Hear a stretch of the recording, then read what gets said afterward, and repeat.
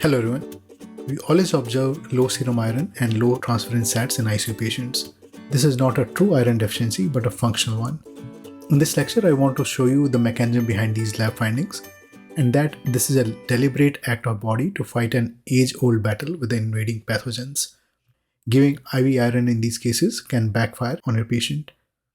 Welcome to ICU Physiology Insights, where the goal is to move beyond surface level thinking. On this channel, we discuss pathophysiology, mechanism, and evidence in medicine. Today, we'll discuss biochemical pathways behind low serum iron in inflammatory conditions like sepsis. Since you would have watched my earlier lecture on the iron regulation, it would be easier for you to grasp these concepts. So we'll answer two questions in this lecture: the mechanism and the underlying physiological consequences of low iron in inflammation and sepsis. Let's start with the first question. Why is serum iron low in inflammation? Before we start, understand that inflammation is a very broad category. It ranges from diseases like CKD, heart failure, to autoimmune diseases like lupus and Crohn's, to sepsis and septic shock. In this lecture, we'll be confining ourselves to more severe form of inflammation, but broad principles still will apply to all inflammatory conditions. The degree of lab abnormalities that you will see will depend upon the degree of inflammation and its underlying mechanisms. So let's look at how this happens. In inflammation and stress, interleukin-6 levels are elevated. IL-6 signals the liver to massively upregulate hepcidin production via JAK-STAT3 pathway. Now, hepcidin is a ferroportin destroyer. It signals internalization and lysosomal degradation of ferroportin. If you remember, ferroportin transporter is the only way for iron to get out of cells. When there is no ferroportin, iron cannot enter the bloodstream from enterocytes. So even if enterocytes can absorb oral iron via intraluminal surface, they cannot release it into the blood, and the iron remains trapped inside them in form of ferritin. When the enterocytes die, usually 3 to 5 days, they will be sloughed up with their ferritin into the stool. So even oral iron with vitamin C is not going to help correct iron levels in severe inflammatory conditions. As with most other things in medicine, there are important nuances. You will find studies that suggest oral iron can still be beneficial in patients with chronic inflammatory conditions. This is because while inflammation reduces iron absorption through IL-6 mediated pathway, the inflammatory states exist on a spectrum. In a patient with milder inflammation, ferroportin activity may only be partially suppressed. This allows for some iron absorption and mobilization to continue. In addition, hepcidin levels are influenced not only by inflammation but also by iron status, erythropoietin drive, and hypoxia. Consequently, some patients with chronic inflammatory condition may still absorb enough oral iron to benefit clinically, whereas those with more severe inflammation may have little meaningful absorption. Similarly, high levels of hepcidin also destroys ferroportin on macrophages. We learned that macrophages are iron recyclers of old RBCs. So macrophages are unable to transport iron out, so iron gets trapped inside them as well. Thus, hepcidin completely cuts off the iron supply both from the gut and from recycling centers. This reduces serum iron levels and transferrin saturation. This lab looks very much like iron deficiency, but you can see that the problem is inflammation and functional iron deficiency and not a real one. Okay, so the question remains why? Why does your patient's physiology demands lower iron in sepsis? The commonest answer you will hear is that iron is required for bacterial growth, which is true, but there is more. Iron is essential not only for bacterial growth, but it's also essential for all cellular growth and cell division. Cells require energy to live and replicate their DNA and needs protection from free radicals. And iron is essential for all these processes. Iron is a must for making cytochromes and iron sulfur cluster for electron transport chain, ribonucleotide reductase activity, and Krebs cycle enzymes like aconitase. It is also needed for antioxidant defenses like catalase and superoxide dismutase. Now, your blood has iron in many places: hemoglobin, transferrin, ferritin, and also in non-transferrin bound iron. So body wants to minimize this by increasing ferritin production to trap the free iron in the serum and hepcidin activity to keep it stored inside the cells. This makes free iron concentration extraordinarily low, to the order of 10 raised to the -18, which is below the concentration needed for most bacterial growth.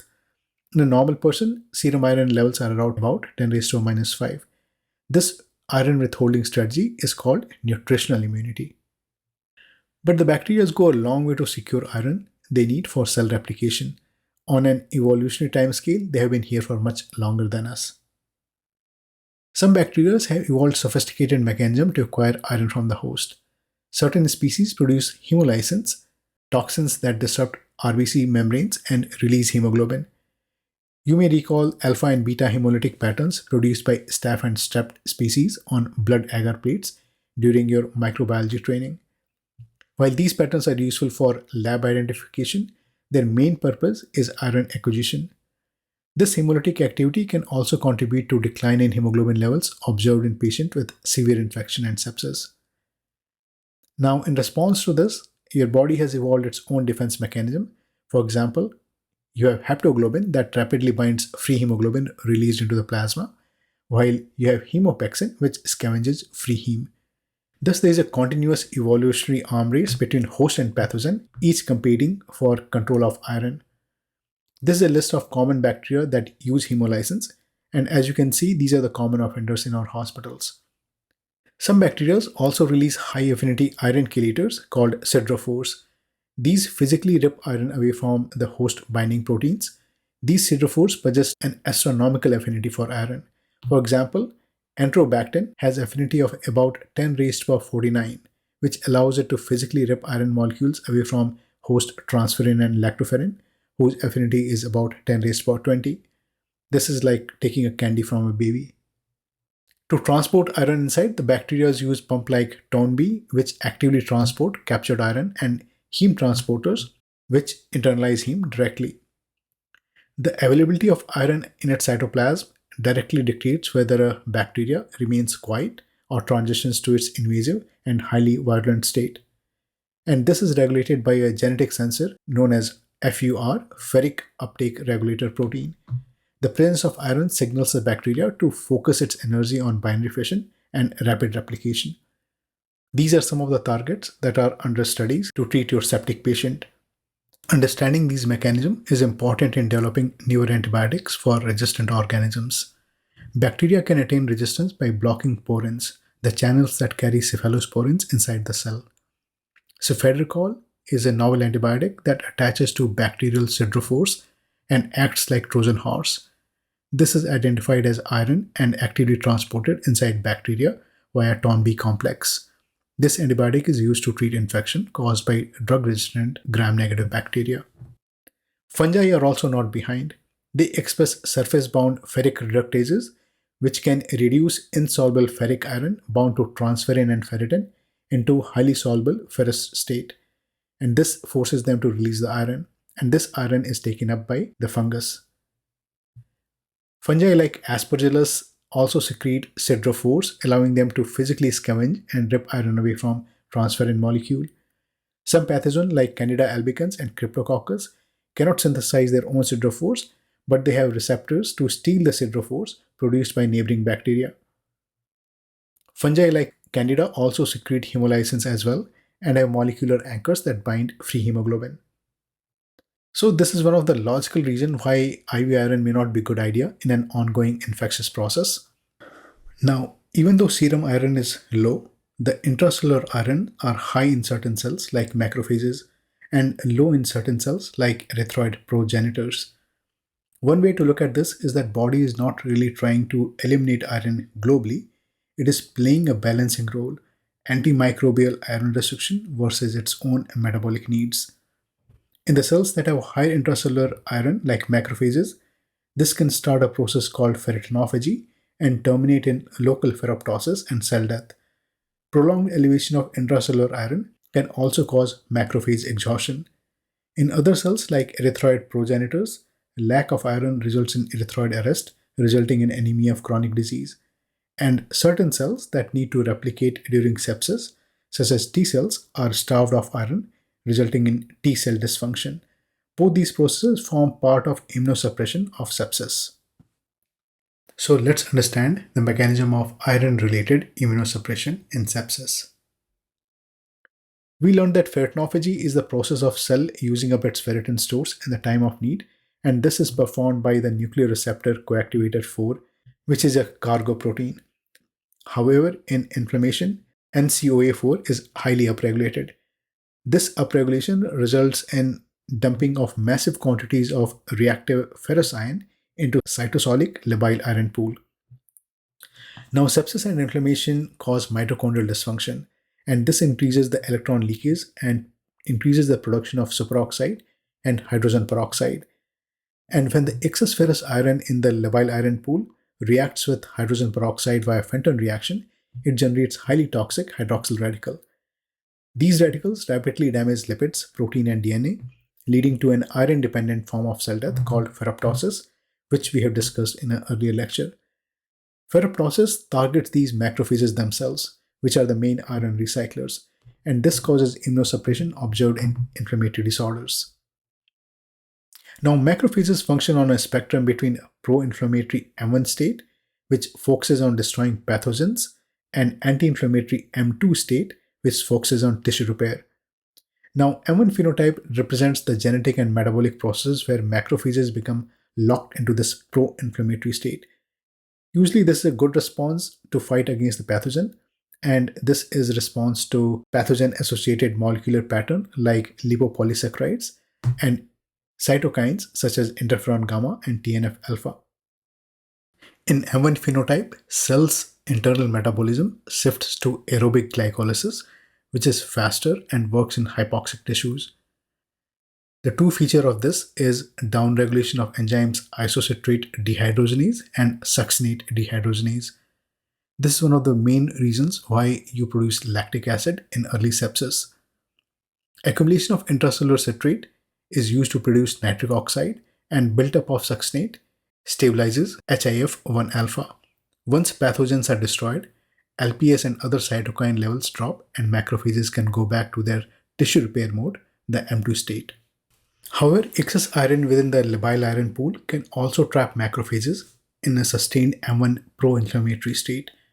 Through Fenton reaction, ferrous iron catalyzes the generation of highly reactive hydroxyl radicals. These radicals can inhibit propyl hydroxylase enzymes, which normally target the hypoxia-inducible factor 1 alpha for degradation, resulting in stabilization and accumulation of HIF-1 alpha. HIF-1 alpha is a master transcription factor that enables cells to adapt to hypoxia, inflammation, and metabolic stress. Persistent HIF-1 alpha activation promotes a pro-inflammatory macrophage phenotype characterized by increased production of hepcidin, TNF-alpha, and interleukin-6. The resulting hepcidin production sequesters more iron within macrophages, increasing the intracellular iron availability and reinforcing this inflammatory state. This creates a self-sustaining positive feedback loop. As a result, macrophages become locked in this M1 phenotype, impairing the normal resolution of inflammation. A similar mechanism has been proposed to contribute to persistence of inflammation observed in severe COVID-19. Therefore, therapeutic strategies such as corticosteroids and cytokine-targeted agents like IL-6 inhibitors, tocilizumab, and JAK inhibitors such as baricitinib were used in part to interrupt these self-amplifying inflammatory pathways. Activated T cells undergo one of the fastest proliferative responses in the body. To replicate, they require iron for DNA synthesis via ribonucleotide reductase and mitochondrial respiration and ATP production. When serum iron levels are low, T cells can get arrested in the G1 phase. Therefore, activated T cells markedly upregulate the transferrin receptor to increase their iron uptake. T cells also use ferritin uptake and local tissue iron pool for their function. However, host appears to accept some reduction in lymphocyte proliferation as a trade-off, as seen in lymphopenia of sepsis. Another problem body faces with elevated hepcidin is erythroid arrest, resulting in anemia of inflammation. Now, this is not a simple bone marrow suppression. There are multiple processes involved. First, low serum iron starves the erythroid cell of iron, thereby reducing RBC production. The cytokines also reduce erythropoietin sensitivity in bone marrow. That's why giving erythropoietin in inflammatory condition like sepsis has not been shown to improve anemia. Even in patients with CKD who are given erythropoietin, hemoglobin usually rises by less than a gram per dl. TNF-alpha suppresses erythropoiesis of erythroid progenitors, while stimulating the myeloid progenitors. In parallel, interferon gamma promotes macrophage-mediated erythrophagocytosis of old red cells. When excessive and unregulated, this process can lead to hemophagocytic lymphohistiocytosis, a condition often treated with interferon gamma blockade. Now, the entire concept of nutritional immunity is built to fight bacteria that require extracellular plasma iron to thrive.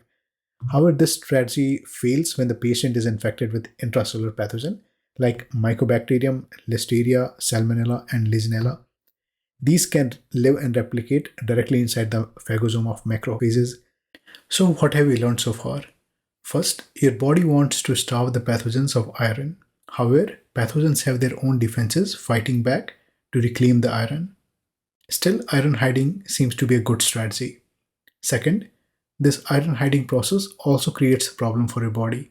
In certain areas, it can result in ferroptosis and macrophage exhaustion, binding them into pro-inflammatory M1 phase, while in other areas, it results in anemia of inflammation and T cell dysfunction. So the body is playing a balancing role, antimicrobial iron restriction versus its own metabolic needs. The other thing we learned is that low serum iron and low transferrin saturation in severe inflammation cannot tell you if your patient is truly iron deficient. If you really want to diagnose iron deficiency in this condition, you have to look at the bone marrow iron stores, which is the gold standard test. You can review this great article published by American Society of Hematology. The links are in description below. In the next lecture, we'll discuss when is it the appropriate time to give IV or PO iron in your patient with sepsis. Hope this was helpful. Thank you.